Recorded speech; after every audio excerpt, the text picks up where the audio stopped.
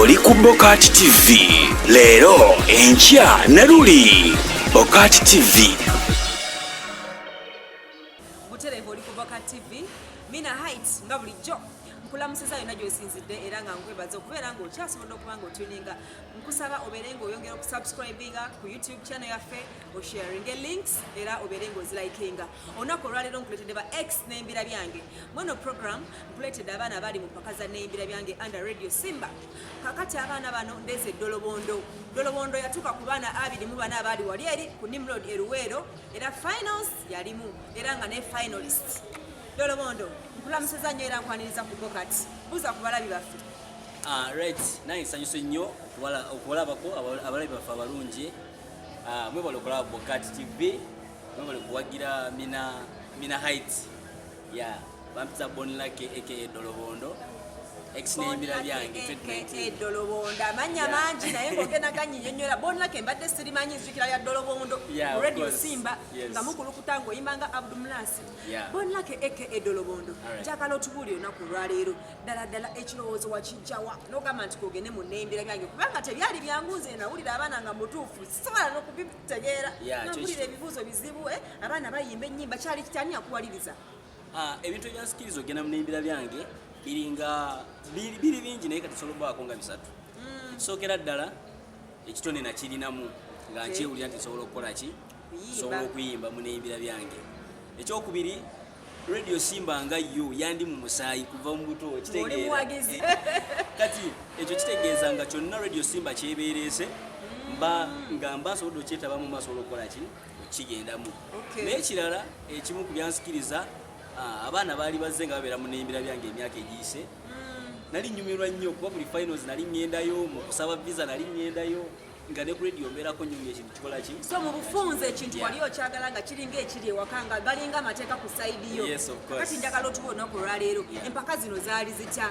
Empaka zaali zitya mu butuufu okuva ddala ku radio soka omuli okuva mu studio kyali kitawabisanga otya? Empaka ekintu kyatambula bulungi nnyo okuva ddala ku radio okuva ddala ku visa enamaliiri paka ku radio netugenda paka ku final buli kimu kyatambula bulungi nnyo nga tewalina kyakwekwasa nti oba kino kizibu kitegeera. Gwekogamba tewafunamu buzibu? Saafunamu buzibu kuba nendabirira yokka ku radio stations yali ya mulembe nnyo. Kyenzijukira kiri kimu emityo gy'ababuguma mu butuufu olina omwana gwe watuuka naye n'osoma eggulire olunaku olwo lwali lutya we wali otudde essaawa ewali kubanga abantu abawuliriza bonna buli omu gye yali nga mu butuufu agamba leero abasala empaka ffennaffe tubajjeeko engalo. Naye kati ku olwo nakolawo ekyenjawulo nti mu kaselfi naleetawo ekyenjawulo ekitabangawo kitegeera nendera mu style y'okusoma eggulire ekyewuunyisa nnyo abantu baga musajja n'embira byange amusobola naye neggulire asobola okukola ki okitegeera.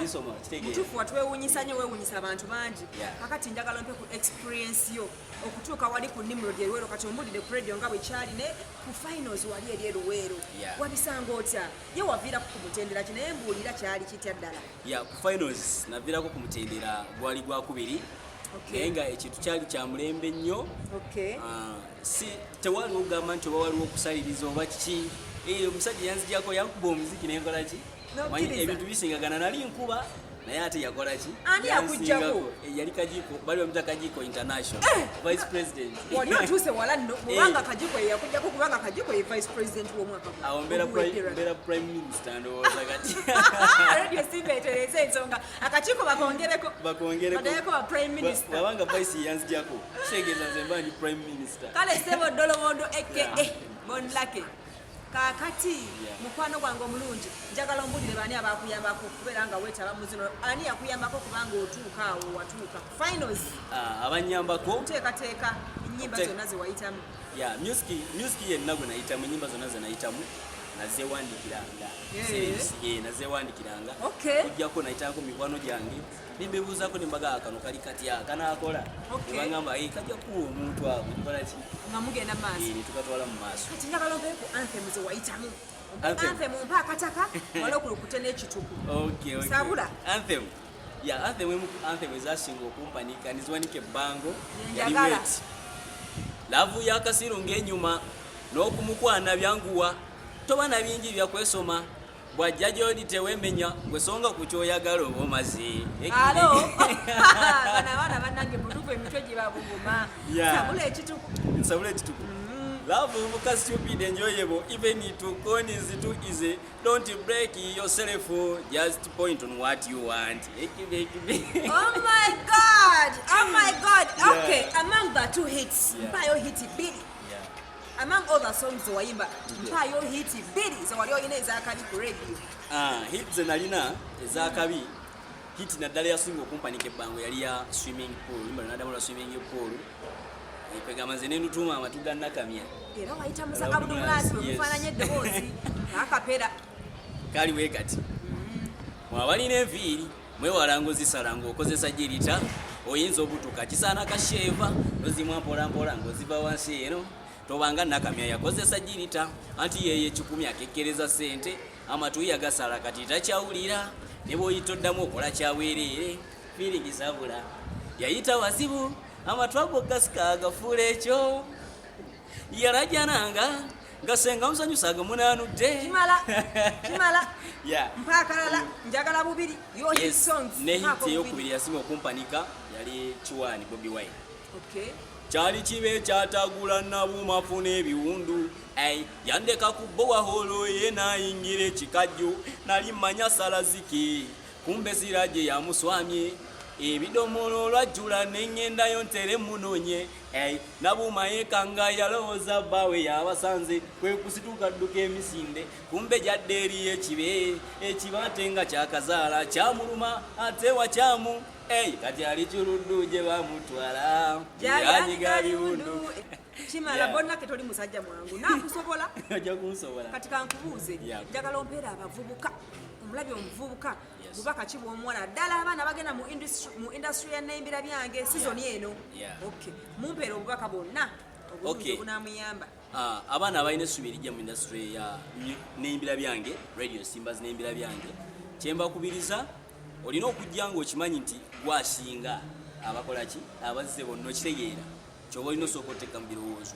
Ekyokubiri olina okuwandika music ng'okimanyi nti asesa abantu abamalako ki ebirowoozo kitegeera ebansi yakumalako bantu stress kwesanyukira kwekolera byabwe yensonga lwaki twayimba ku matu ga Nakamya netuyimba ku bannamuleme bano abaali batayagala kunaaba bulungi kitegeera bona netubayimbako n'ekirala olina okujja ng'omanyi nti empisa za ensi ya neyimbira byange olina okukola ki okuzigoberera. Kale mukwano kati njagala ombulire wali ku finals eruwero mwakuma omuliro ne mukyakanya abaana abatuusa 24 bannange eswaga lyali lyamaanyi nnyo bannange nga buli kimu wali eri bannange ng'ogamba kyo kikyo kakati mukwano njagala ombulire ddala watuuka ku finals naye wajja mu neyimbira byange ngero oyagala kuwangula obeere president naye bw'otafuuka president nabe mukutuufu wawulira otya kumaje agakuwerekera emmotoka nga basoma nnyingi nnyo waddayo otya nabe waka wamatizaaki.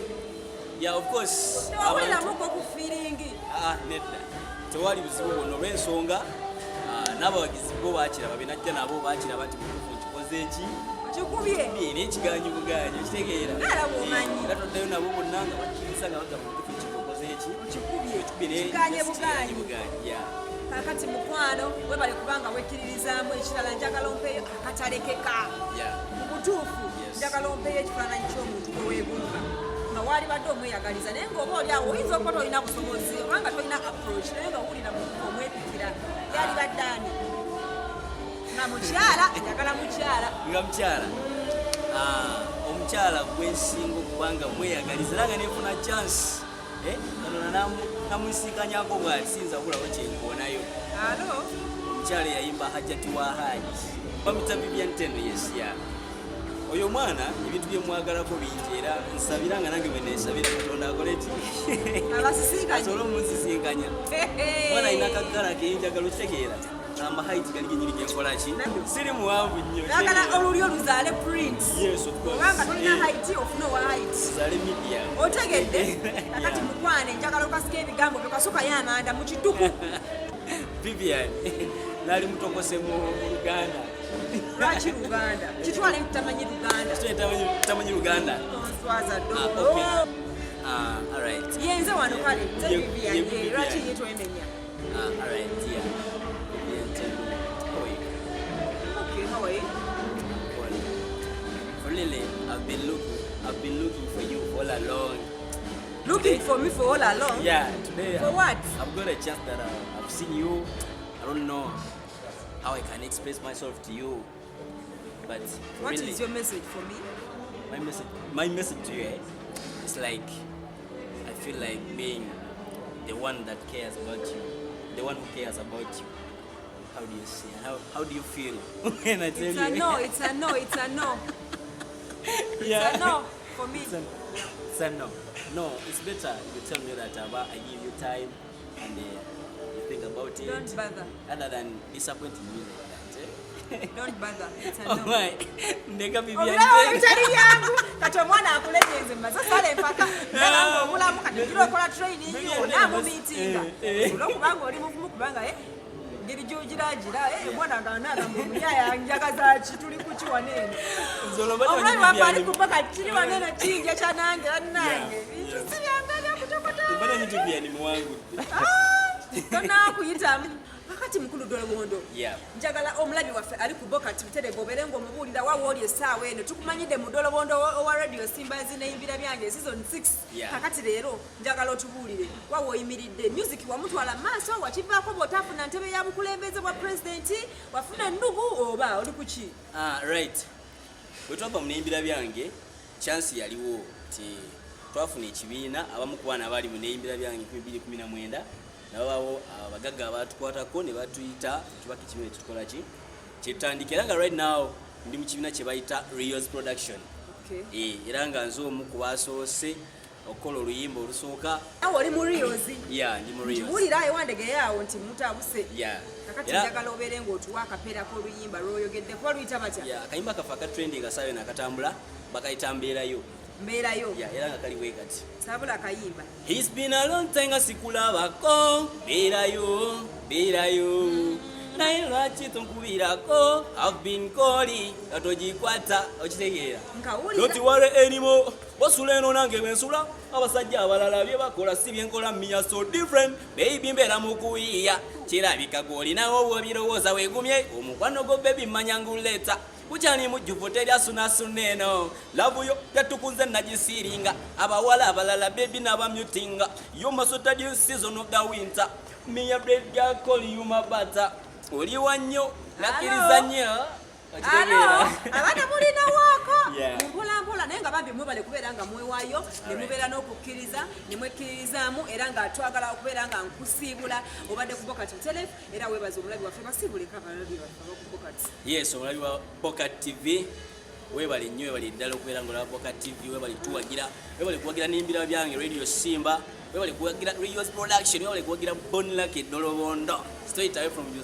Enaku zino takyali straight away from Juza Kyagwana. Straight away from Nansa na Kataliko Kasoli. Okay. I sign out. Oli ku Bokati TV leero enkya Naruli. Bokati TV